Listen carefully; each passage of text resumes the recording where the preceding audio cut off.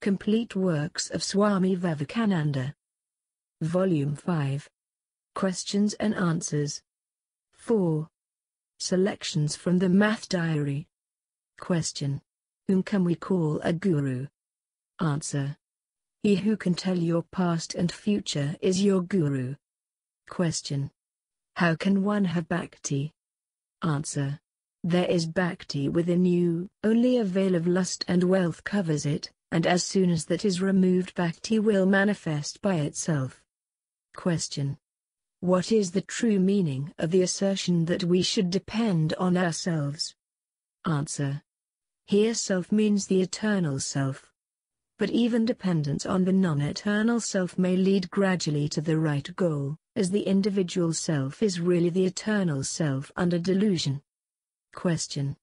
If unity is the only reality, how could duality, which is perceived by all every moment, have arisen?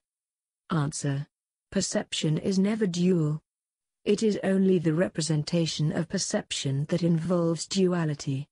If perception were dual, the known could have existed independently of the knower, and vice versa. Question. How is harmonious development of character to be best effected? Answer. By association with persons whose character has been so developed. Question. What should be our attitude to the Vedas? Answer. The Vedas, that is, only those portions of them which agree with reason, are to be accepted as authority. Other Shastras, such as the Puranas etc., are only to be accepted so far as they do not go against the Vedas. All the religious thoughts that have come subsequent to the Vedas, in the world, in whatever part of it, have been derived from the Vedas. Question. Is the division of time into 4 yugas astronomical or arbitrary calculation? Answer. There is no mention of such divisions in the Vedas. They are arbitrary assumptions of Puranic times. Question. Is the relation between concepts and words necessary and immutable, or accidental and conventional? Answer. The point is exceedingly debatable.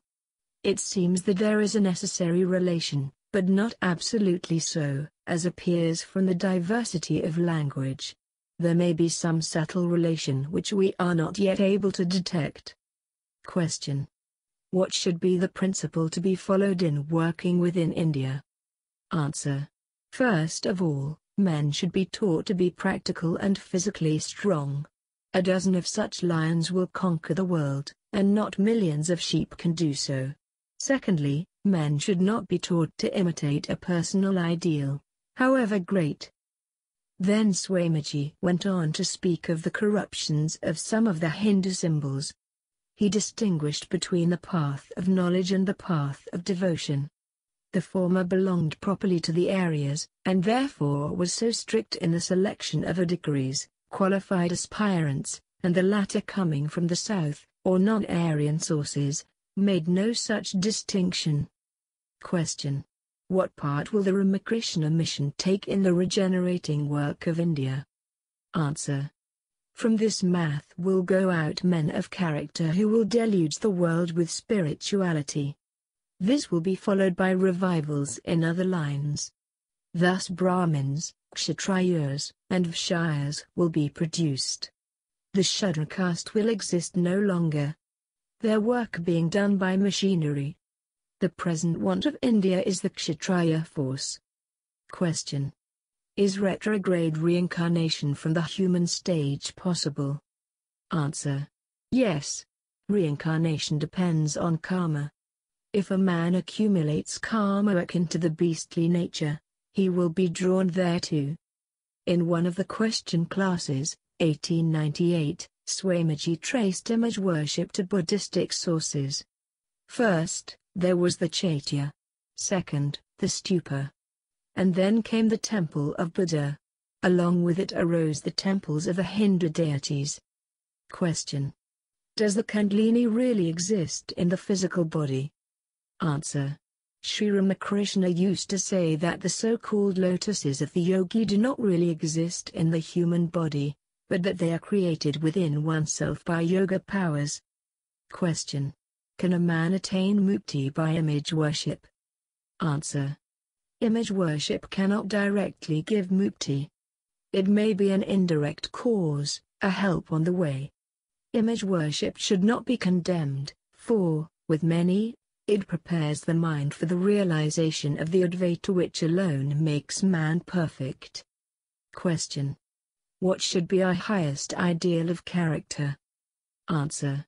Renunciation. Question. How did Buddhism leave the legacy of corruption in India? Answer. The Borders tried to make everyone in India a monk or a nun.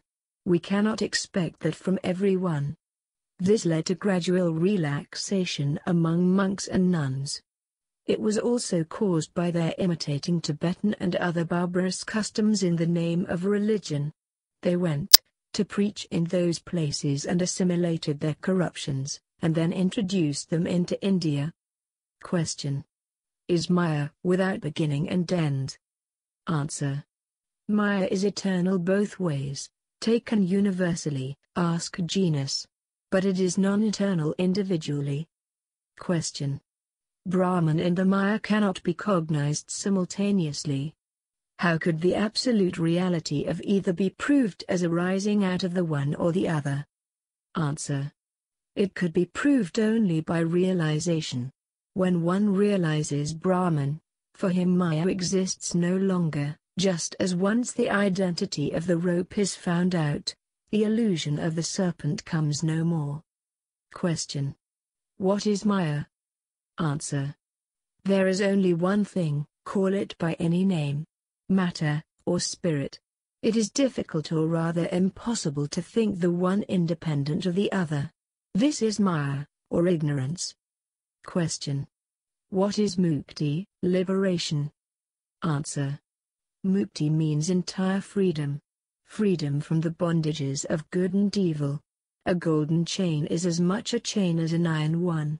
Sri Ramakrishna used to say that, to pick out one thorn which has stuck into the foot, another thorn is requisitioned, and when the thorn is taken out, both are thrown away. So the bad tendencies are to be counteracted by the good ones, but after that, the good tendencies have also to be conquered. Question. Can salvation, mukti, be obtained without the grace of God? Answer.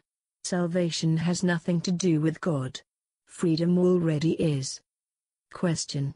What is the proof of the self in us not being the product of the body, etc.? Answer. The ego, like its correlative non-ego, is the product of the body, mind, etc. The only proof of the existence of the real self is realization. Question. Who is a true jnani, and who is a true bhakta? Answer. The true jnani is he who has the deepest love within his heart and at the same time is a practical seer of Advaita in his outward relations.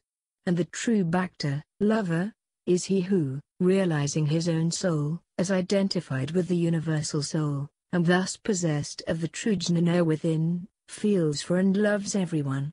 Of jnana and bhakti, he who advocates one and denounces the other cannot be either a jnani or a bhakta, but he is a thief and a cheat. Question.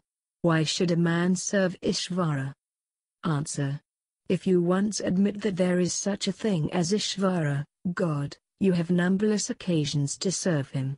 Service of the Lord means, according to all the scriptural authorities, remembrance, smarana.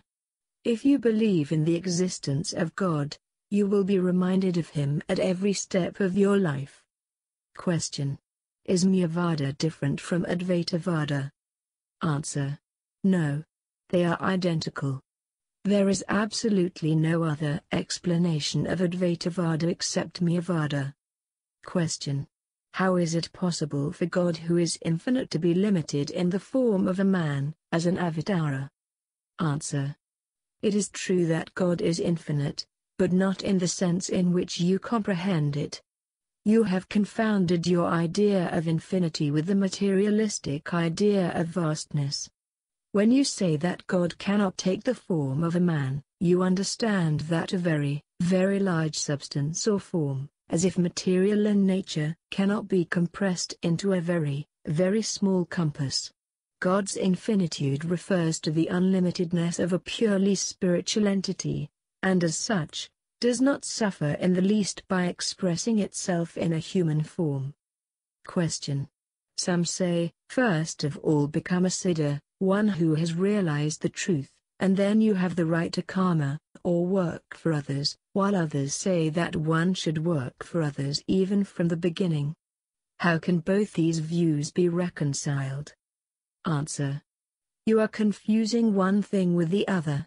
Karma means either service to humanity or preaching.